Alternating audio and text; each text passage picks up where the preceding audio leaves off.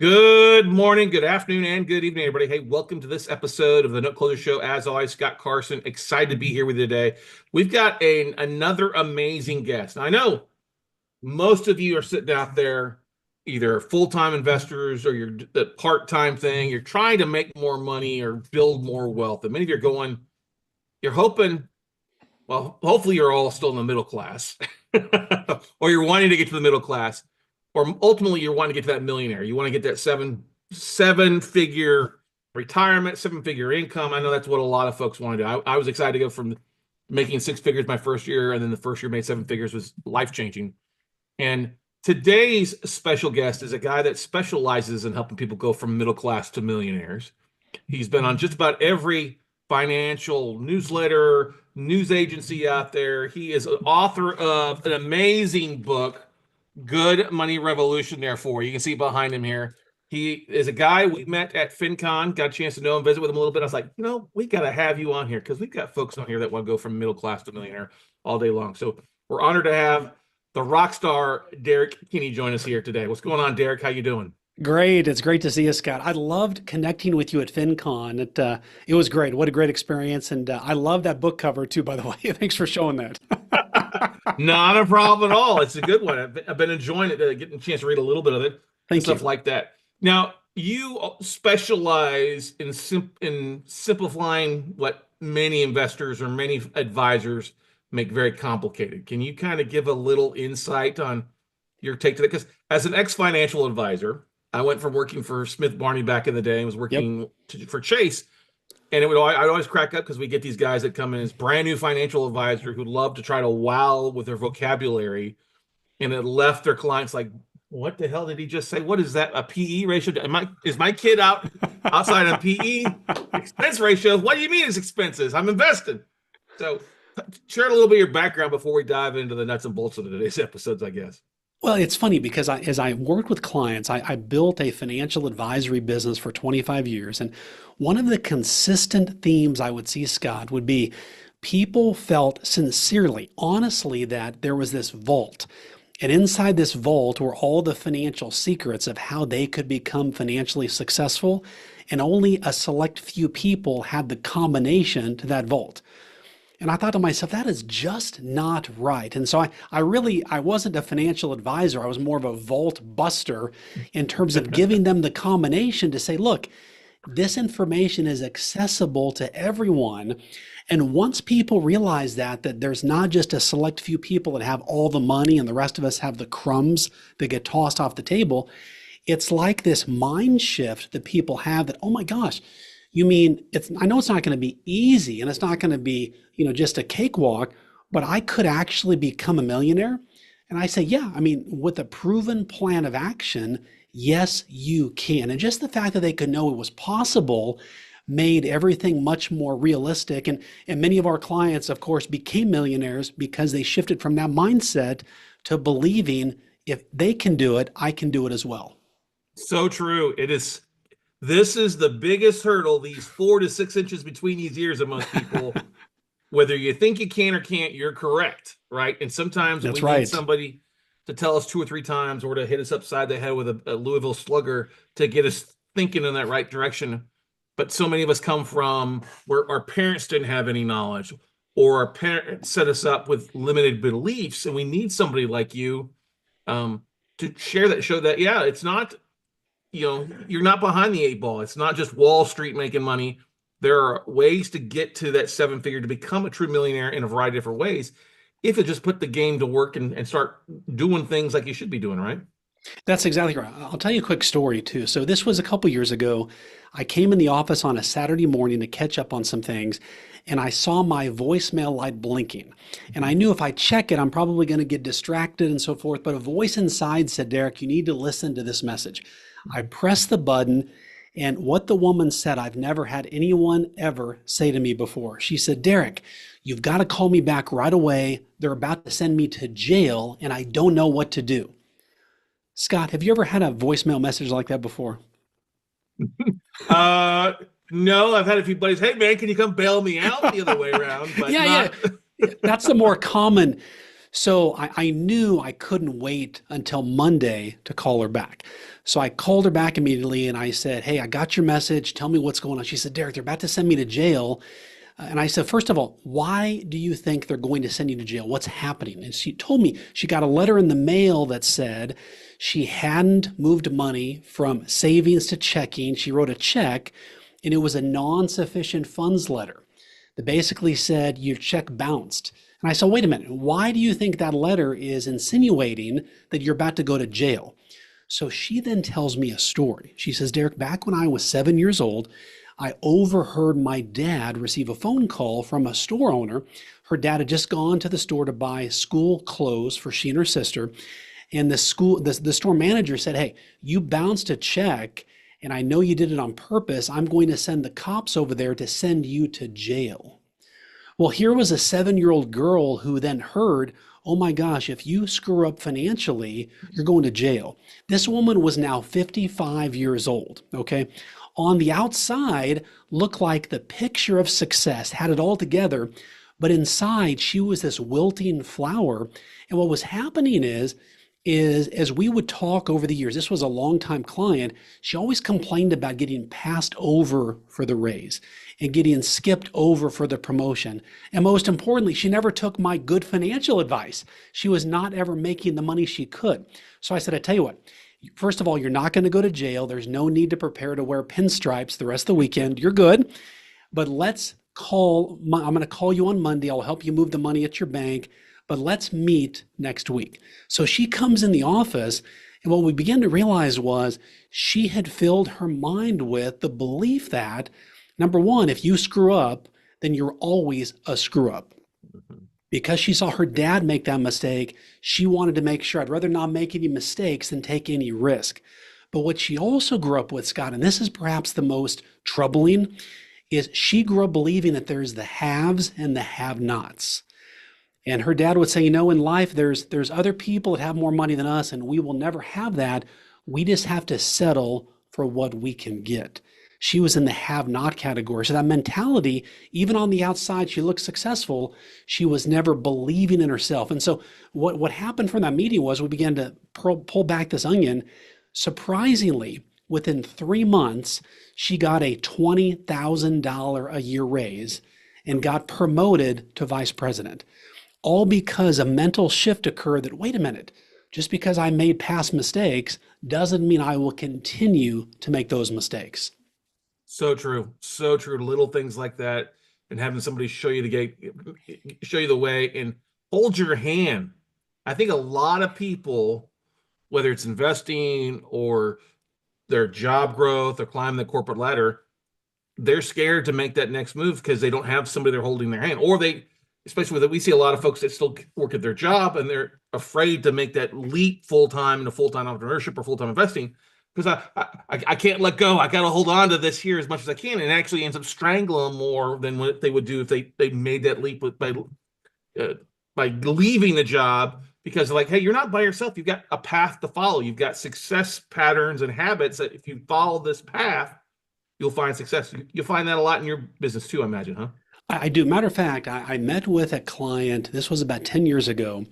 He came into my office. He was 40 years old. And he said, "Derek, I've got some bad news. I lost my job." I said, "Oh, I'm so sorry to hear that." But he said, "It couldn't be better news in terms of my future." And I said, "Well, why would you think that? Most people who lose their job are not excited about it." He said, "Derek, I had this epiphany recently that I'm 40 years old and I'm in a job that I made with the mindset and experience of a 20-year-old. And I've been in that same job for 20 years with the thinking of a 20-year-old. Now I'm 20 years older, wiser, more experienced." And I had to pull back and say, why the heck am I still in that job? And so he looked at it as freedom. He actually went on to get a much higher paying job, more responsibility, but it forced him, to your point, Scott, it forced him to make a change. And I'll tell you a personal story. Growing up, we moved around 6 times before the 6th grade. And my dad was a metallurgical engineer. He would either, lose a job, take a new job, etc. But as I asked my dad more questions, as I grew up and wanted to know more about our family's financial history, my dad, and God bless my dad, he was a great dad, great husband to my mom, but he struggled making financial decisions. As a matter of fact, the only time that they would ever move would be if he lost a job. He would never, ever actually take a new job where it wasn't forcing his hand to do it. And even when they moved back to Oregon and all of our kids are here in Texas, they would not move back to Texas because he was so fearful that he was not forced into doing it. Now we got to make the choice himself. He simply couldn't do that. So I say that to you not in any way to disparage my dad, but that's very, very real. These are very real holdbacks that people have that affect not just their money, but their relationships, and most importantly, Scott, their potential. It's like those scenes in all the movies where the main character looks back and says, if only I had done more of this, and they have the regret list. I am like the anti-regret campaign manager. I want to make sure that people, look, if you have a regret, let's identify it now so you can live the life you were meant to live. I love it. Yeah, I mean, I would totally agree the same thing with my dad. Mom and dad were very smart, great parents, great spouses to each other, married for 34 years. My dad passed away. But the first ever loan I did, Derek, was actually refinancing my parents' house, paying off all this high credit card debt where it was less. Instead of them taking 30 years to pay off their mortgage, they had paid off in 7. And my dad crying at the closing table. You know what I Wow. mean? And so, yeah, when you can That's help powerful. somebody, it is powerful. Mm. But a lot of people, like you said, they don't take that step because well, I always say you can be who's tired of being tired, right? And Yeah. a lot of times we don't make moves because we're lazy, because we don't want to get out of our comfort zone. We get so used to status quo or who want to rock the boat. Well, sometimes you need to rock the boat to move on to bigger and better things, right? Well, you're right. So fast forward now. So I sold my financial planning business in January of 2020. So every year I go on a That's a pretty good sabbatical. time frame to sell a business. It was, I give God the credit for that Amen because to I that. could not have figured that one out myself, believe me. So every year I go on what I call a sabbatical. I take about 5 days by myself. It feels like 5 years sometimes, but I ask myself 3 questions. How do I be a better husband? How do I be a better father? And how do I be a better business owner? And what I found is I was self-assessing myself many years ago, is I tend to run pretty fast, as I know you do, a lot of A personalities. And if we don't know what we're running toward, we can run really fast, but in a circle. And I Mm. realized that's what I was doing. I was kind of chasing my tail. And so the sabbatical is a chance for me to reset by myself and ask myself, what is it that I really want? And so I began to write a list of all the things I would enjoy doing. And I wrote down, write a book, launch a podcast, coach, speak, consult. But on the list, shockingly, was not being a financial advisor. And I had done that for 25 years. I loved my clients, loved my team, but I realized I was kind of going through the motions. And to do it effectively, I would need to basically sell my business in order to bet on myself to create something new.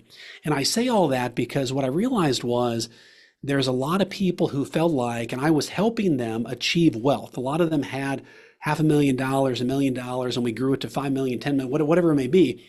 But there is this middle class of people who want access to that, but there's nobody there to help give them a hand and say, I'm going to help pull you out of this. You use your strength, I'll use mine. Let's get out of this together. So I created what I call the Millionaire Money Map. It's a 5-step, easy to follow system, which I use with my clients to help them become millionaires. And now we're making it accessible to people. And what we're finding is people like, Derek, is it really this simple? I said, well, there's a lot of hard work to follow the simple steps. You know that, Scott. Yep. But as long as you follow them and have a plan, just like if you planned your family vacation, no family is going to just say, let's hop in the minivan and see where we go. Somebody in the family has gone to the GPS, you mapped it out, you know exactly the game plan. And it doesn't mean you may have a flat tire or run out of gas or make a wrong turn, but you know where you're going. And what I find is people's lives are so stressful today. They feel like the system is stacked against them.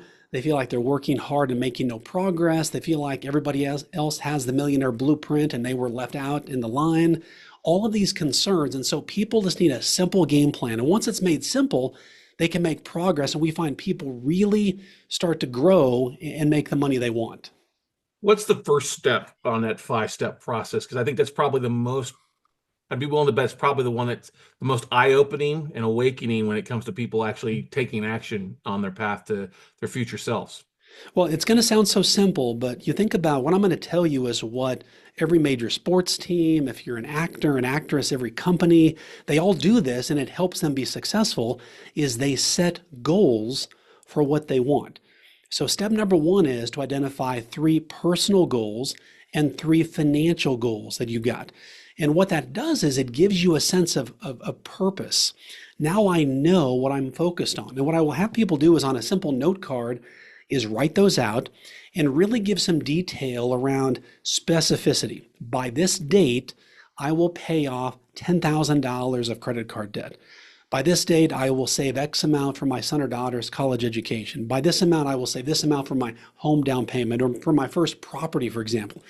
And the key, though, to all of this, Scott, is it's one thing to set the goal. And we know that psychologists tell us that just by writing it down, you're like 87.325% more likely to achieve the goal. Okay. Yep.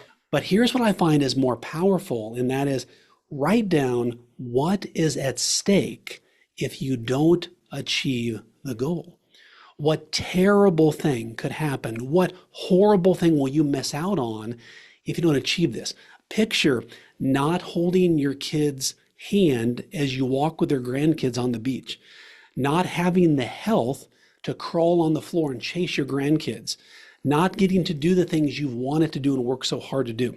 And sometimes the negative forces you to think more positive about reaching the goals. And then the key is to then set in place, and this is step number 5, the celebrate and reward yourself. So much today is about guilting and shaming people. Listen, if you like your favorite latte, you will never ever retire. If you want to buy something that you haven't budgeted, you will never ever, you have no chance of retiring with any type of dignity. That is just not right. What I tell people is, if you want to have your favorite latte every single day, then we just need to find a way to help you make more money to afford the latte. Because the reality is, relationships equal revenue. If I'm having coffee with a quality person and ideas are going back and forth, I will probably spend, say, $5 on the coffee. I might leave that coffee and I may make thousands of dollars just on ideas that we talk about. So coffee was the best use of my money ever. So the bottom line is you want to set goals that are personal to you, that mean something to you, but also then set quarterly incentives to say, if we make progress on paying down the credit card, we'll go to our favorite coffee shop, we'll go to our favorite new restaurant or catch a show together, pay cash for it, but it keeps you motivated because you're saying so many no's to the long-term yes. And when you stay motivated, you're more likely to do that. So good. So true. You hit some nuggets there, definitely. The fact that we shame, the latte or the eating out, stuff like that. But I'm a big believer in the whole quantum physics of things. What you focus on, you attract. And we see Yes. people like, oh, I need to pay off my credit card. I need to pay off my credit cards. Well, they end up attracting more credit card debt versus, like you said, we just need to go make more money and we'll pay off our credit cards with the more money aspect of things, right? Well, and the key there, this is where, and then, by the way, this is step number 2, and that is earn what you deserve. Now, I like to use the word earn because I'm not an entitlement guy. Some people don't like that. Derek, we should just be handed out stuff. I don't believe that because the handouts are typically not handing you up, they're handing you off, and we don't want to do that. So instead of banging on your boss's door, which so many people do, and demand the raise, they might give more money. The only way to finally get paid what you deserve is to add more value to the company. When you add more value, then you become more valued. And what I would tell your audience to think about is, now, by the way, before I say that, not every company you work for will you get a raise. You might be the best teacher in town. You might be the best nurse in town. You might be the best pastor in town, but you are probably not going to get a raise unless everybody else gets a raise as well. Okay. So then you've got to make a decision. Do I stay in that job because of the passion of impacting others? That's great. But then you can't complain. I will hold you to this. You can't complain about making the money you're not wanting to make because you got to launch a side hustle. But first of all, Ask yourself in a current job, can I get paid more money on my own merit? For example, if you're the executive assistant, you're the vice president, you're the mid-level manager, ask yourself three questions. In my current job, how can I help the company make more money, save more money, and increase productivity? For example, this is going to sound crazy, but it was so simple. One of the women that came to one of our events, she said, Derek, I'm an executive assistant. How can I possibly make more money? I said, well, for example, we brainstormed things she did. Well, she was in charge of ordering supplies for the whole company. I said, what if you did this? What if you went to your boss and said, hey, here's what we spent on supplies last year, assuming things stay pretty much the same this year, for every dollar I save you, I want 20 cents of the dollar, and then you keep 80 cents of the savings. Her boss was like, this is genius. Finally, someone around here thinks like an entrepreneur, for goodness sakes. So here, she's doing her job, but now she's incentivized and she's reaping the rewards of that. The other thing I would tell people is if you want to launch a side hustle, don't make this complicated. Don't go back to school to get the advanced degree and the MBA and take this advanced course. Courses are good, but the key is just ask yourself, in my normal course of my life, what do people ask for my help with? Are you the man or woman who everybody asks, would you give soccer lessons to my kids? Hey, can you proofread this paper? Can you design the website? Can you plan the trip? Can you book the event? Basically, that's your focus group telling you you are good at this. Now simply package it and start to charge for it. We don't want to overcomplicate. We want to oversimplify the situation, and people make more money that way. So true. But people often have a hard time charging what they're worth, though, too, in a lot of cases, right? That is so true. Or they look at, and they're, one of my favorite sayings is if you're doing a $15 an hour job, you'll have a $15 an hour bank account. Right. And delegating off or using assistants or AI or it's like you said, if you're valued at $50 an hour, just put it that just simple thing. I think everybody should be valued more than that. But you're doing a $15 job to change the oil in your car, and that takes you 2 hours to do. Well, that's not 2 hours effectively used. You should have paid somebody to do it Jiffy Lube, and you go and done something else that would have made 2 hours of time for you in a lot of cases out there, right?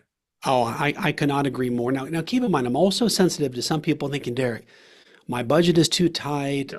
But keep in mind, what I would ask you to think about is you can only save so much money. No one ever saves their way to financial freedom. If I spend less and live on rice and beans and even find the cheapest brand of rice and beans, I can save even more money. Not only will you not save money, but you're going to live a crappy life. And I'm against that. I'm against crappy lives and against regrets. Okay, those are two things on my list that we've accumulated so far. But the key is making more money, saving that money, but more importantly, investing it, where even as you and I are talking right now, as you're spending time with your family, investing it even in something simple like real estate or the S&P 500 or something where you've got high quality people who are bonused heavily on how well the company does. You simply sit back and let them do their work, and they're making money for you while you're working hard to make it. So the key is all thinking strategically and thinking of yourself really as the CEO of your money. No one's coming to your rescue. The government's not going to come to your rescue. Ultimately, 4 years from now, Trump's in the office, a lot of good economic things happening, but it's really probably not going to affect your bank account much. You've got to go make it happen if you want to make it happen. That's right. Uncle Joe, Obama, Trump, nobody's saving you. Jesus saves, but everybody else has to invest. That's right. Now, I love that.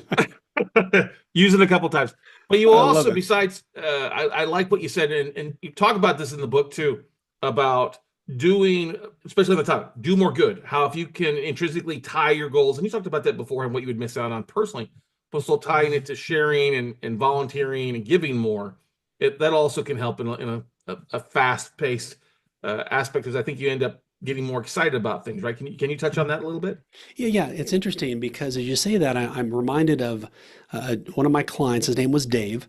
And those relationships you've got, Scott, where without people even saying anything, you can tell something's bothering them. They're just kind of wearing the weight of the world on their shoulders, Mm-hmm. So Dave comes in the office and I could tell something was wrong. And I said, Dave, just spill it. What's wrong? And he began to tell me, he said, Derek, I'm just not excited to go to the office anymore. And Dave was a successful businessman in my hometown, well respected, a consultant. Everybody loved him. His team loved him. He said, I feel like I'm mailing it in right now, like I'm not motivated. And for whatever reason, the words shot out of my mouth. I said, Dave, is there a cause that you care deeply about? And he looked at me kind of puzzled, and then he sat back and began to tell me a story. He said, a couple years ago, I took my family on a trip overseas, and he remembered the tour guide talking about this particular village they went to, that it was so desolate and so poverty stricken. And the solution was if they had a dedicated schoolhouse, it would transform this entire area. And he remembered exchanging a glance with his wife as if to say, hey, wouldn't it be cool to fund that school? And they smiled and kind of got the point between the two of them. Well, they got back to the States. Life got busy. Business took over. He forgot about it until I brought it up in this question. I said, Dave, what if you did this? What if you said, over the next 6 months, I'm going to set a sales increase goal, and I'm going to take half of that increase and use it to fund that school?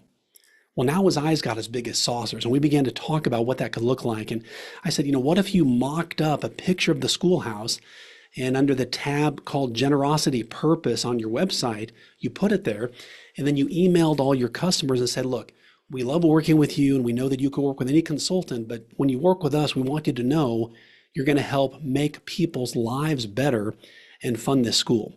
And what happened was his customers got excited because now they could work with anybody. But when we know you work with people with a cause, people are even willing to pay more because they feel like they're making a bigger impact, which is a point nobody should miss.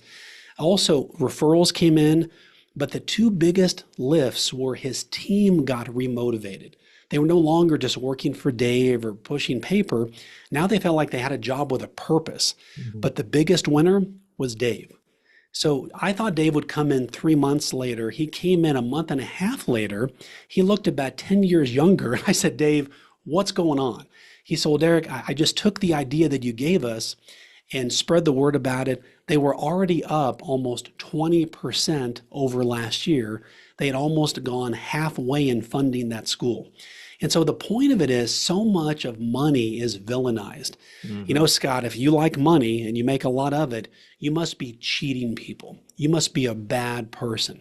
And we think about these big CEOs, boy, if they're successful, they must really be taking out from other people to fill their own bank accounts.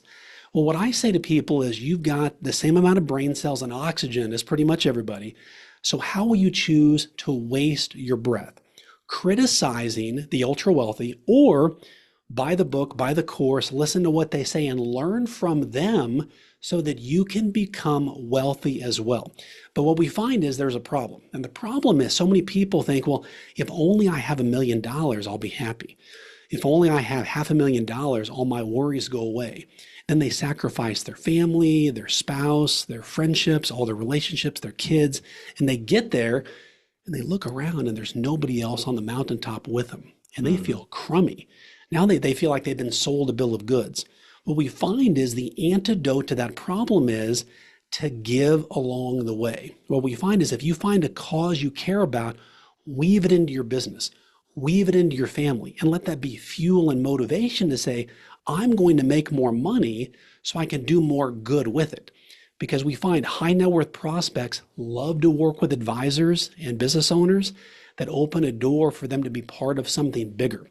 They can work with anybody, but when you're part of something bigger, they'll pay more and they want to work with you. But when you lay your head on the pillow at night, you know you've lived a day of meaning and purpose. That's what it's all about. So suddenly now it's cool. I say to people, go make as much money as you possibly can, and then do as much good as you possibly can with it. And you'll find it's just, as the book is called, Good Money Revolution, it just revolves. More money, more good, more money, more good. That's what I want for everybody. That's right. Money is not the root of all evil. Definitely not. You are so right. You can't pay bills with just caring. And we see people all the time that spend all their time volunteering and not focused on their money needs, and they're broke or they're facing financial ruin.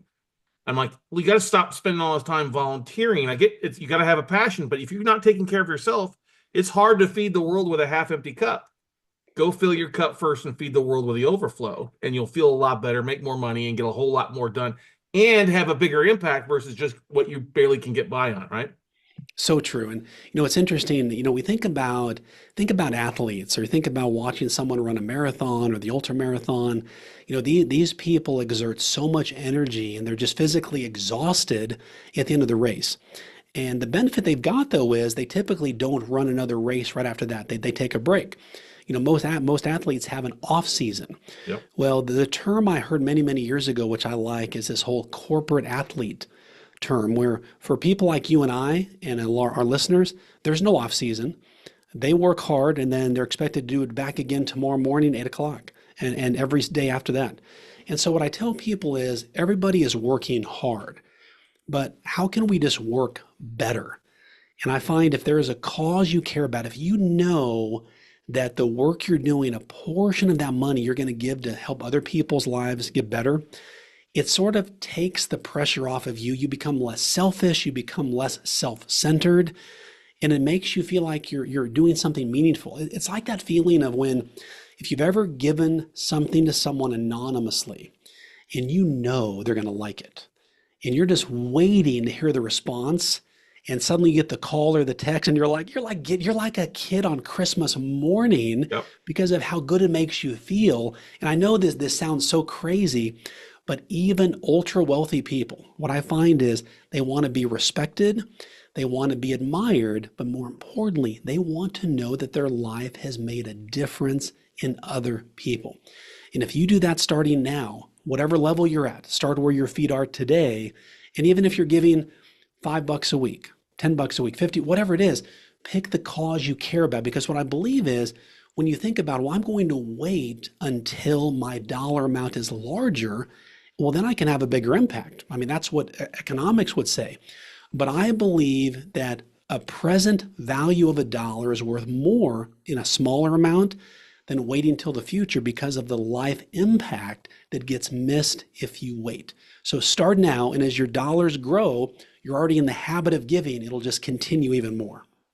Well, it's also kind of the same thing of saving and putting money away in your IRAs, your retirement. It's a little bit, we don't say, oh, I got to wait till I have 100 grand to put before I start saving for retirement. There you go. You start a little bit. So it's the same impact. Not only is it impactful for your bottom end, but for the cause that's near and dear to your heart too. That little bit each day goes a long way. Yeah, and what I would tell people too is kind of shifting gears a bit. I had a doctor come in the office about 10 years or so ago, and he was complaining about where his money was going. This guy was making $1 million a year, Scott. For most people, it was like the dream income, okay? Well, as we pulled back the curtain a bit, what we realized was he was spending just over $1 million a year. And what I told him was, I said, how important is it to you to get ahead financially? And his wife chimed in, and this can go both ways in the conversation.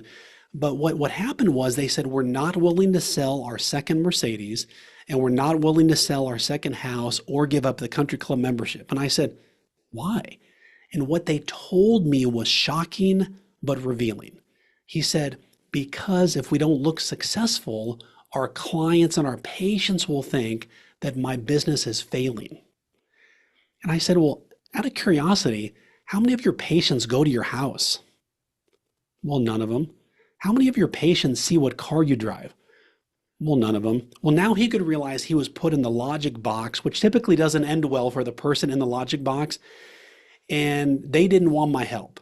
They just simply wanted me to affirm what they were doing. And as far as I can tell, things never changed for them. I offered, hey, if I can help in any way in the future.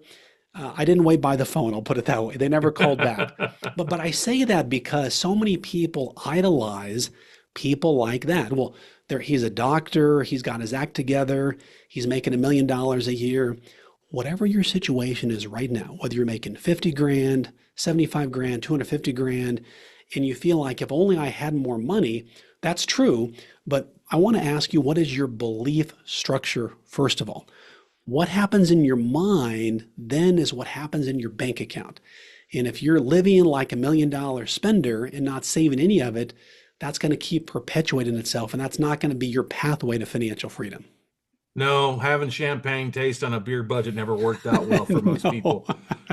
Living a what is it? What's the whole lifestyles of the rich and famous? Caviar dreams and champagne toast, whatever how it would be out there. But you mentioned something good there. A lot of people don't want to hear the truth of it. They've grown up or the keeping up with the Joneses and that status symbols, the Mercedes or the second house or the country club membership.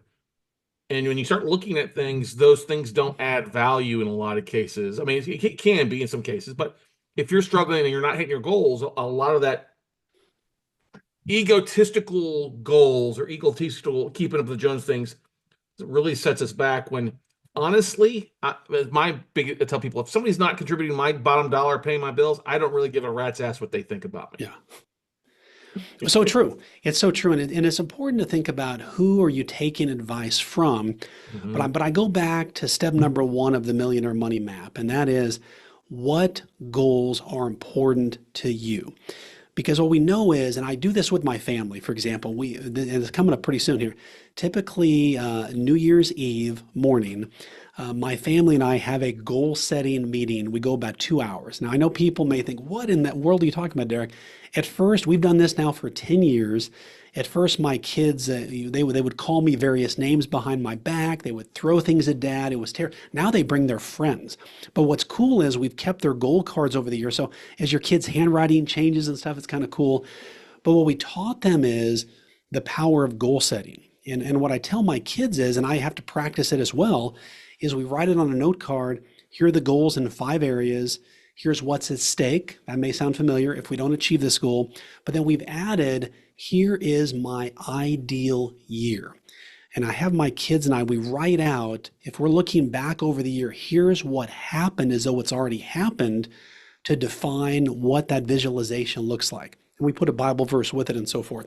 What I find though is, and I make copies of it, I keep one in a file at our house, but I have them put it on their bathroom mirror. And the purpose of that is that life is going to come at them and it comes at our viewers and comes at you and I fast. Yep. We know psychologists tell us that the average person has 3 to 4 crises per year. That's if you're average, interrupted by the occasional emergency. Okay, which means aging parent, son or daughter has an issue, AC breaks down, we've got an issue medically. That means our lives are like a roller coaster. They're on the way into a crisis or you're out of one all the time. And once you begin to just accept that is life, you're going to get much less derailed. You're going to let adversity affect you less because you know that's life. So many people get thrown off by every little thing. Once you realize my life is either about to go into an emergency or come out of one that's normal life, and I've got a game plan and my goals, and I remind myself what my goals are on a daily basis, you're going to be far more likely to get it. Plus, it's motivation because your goals are things you like and you want. So when you face hard things in the morning and night before you go to bed, read those goals to keep you focused on, here's why I'm working hard. So true. I can think of every not guru, mentor that I've had has said, write your goals down, put it somewhere you can see it on a regular basis. In that mirror in the morning, that mirror at night before you go to bed, on the TV, on the fridge, put it where you see. Because yeah, life is we all 2 to 3 crises a year. That sounds a little below average depending on what's going on out there with things like that, especially with people having a hard time affording things. Sometimes crises are probably happening a little bit more often. But I love what you said about having your kids involved on there. Is that part of that simple teen success program that you've put together? Is that kind of part where that came from? That's part of that as well. Yeah, I've always been a big goal setter. I didn't come from the gene pool of the popular kids growing up. I felt like I had to just kind of will myself into doing certain things. But writing goals for me gives me hope. It gives me hope every single day of here's what I want to do. So when I face hard things, I realize, first of all, if you're doing anything of meaning, it's going to be hard. So once you accept that fact, then you realize that's why there's so few other people in the world who are doing this hard thing, because it's hard. So it just motivates you. But for our kids, it's just a good reminder for my wife and I. And then we'll ask our kids, hey, of the goals you've got, how can we support you and your goals? I remember like when my son, I think he was like 6 years old, he said, I want to walk on a tightrope across the ocean.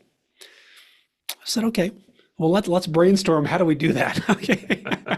But the point was, I meet so many parents, and there's no issues here. So many parents want their kids to achieve the parents' goals, but parents, you need to let your kids achieve their goals, and you be the parent to walk alongside them to achieve their goals. Even if they fail, they'll always remember, hey, mom and dad always had my back, even when I did the goofy stuff, and it just deepens that relationship.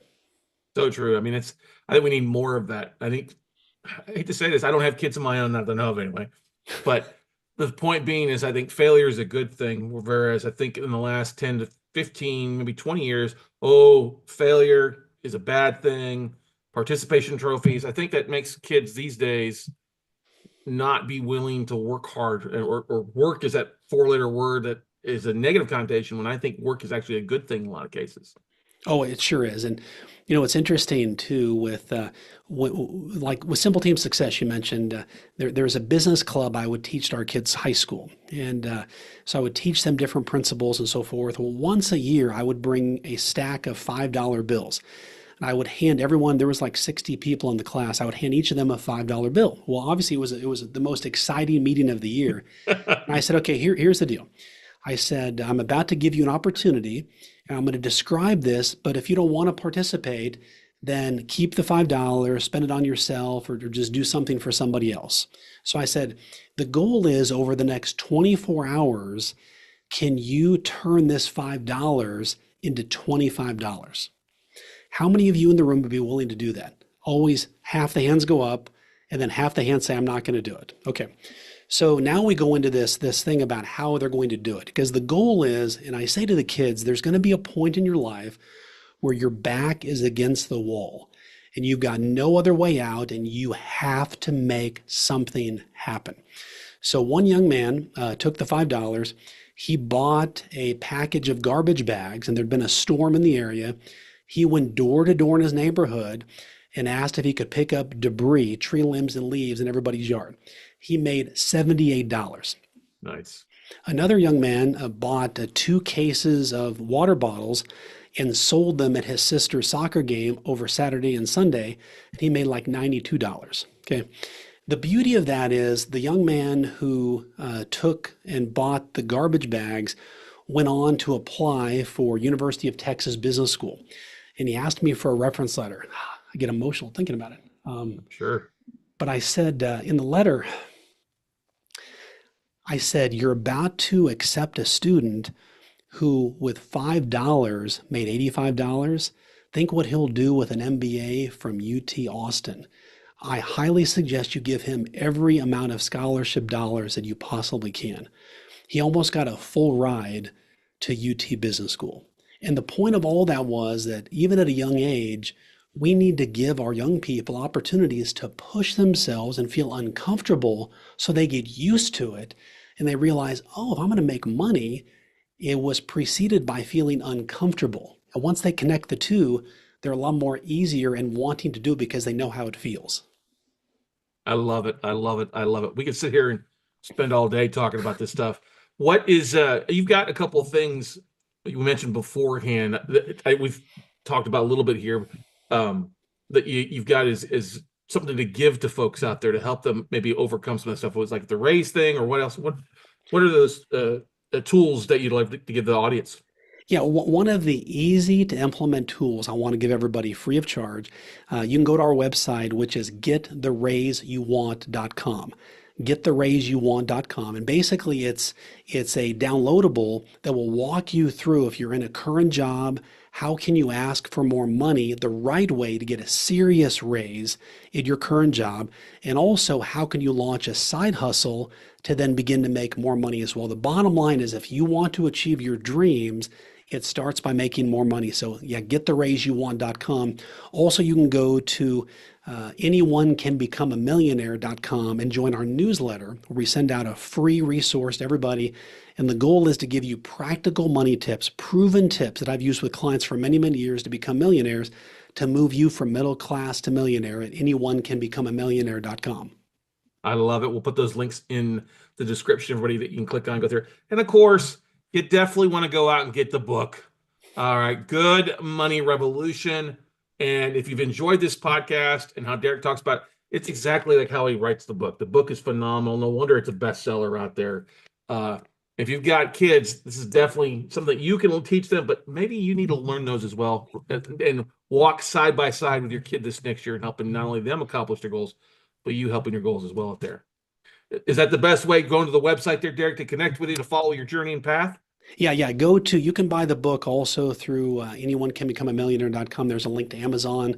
And also, one of the best ways is to follow us on Instagram at Derek T. Kinney, where we produce ways to save money, make money, and do more good every single day. Love it. Love it. It's been a pleasure. We're definitely going to have you on again sometime soon here, and as we get into the new year as well, Derek. Great stuff, buddy. Thank you so much for coming on and sharing your knowledge. We look forward to not only your success, but helping taking more people and making them from middle class to millionaires. So, everybody, guys, go out there, download those tools, put them to work, sit down with your kids, check out Derek's classes and that stuff there. That's a great thing for you guys. And I know many people are thinking about the New Year's, are worried about what's going on. Forget about who won the office or the election. Focus on you winning your own race and going out and taking action, and we'll see you at the top.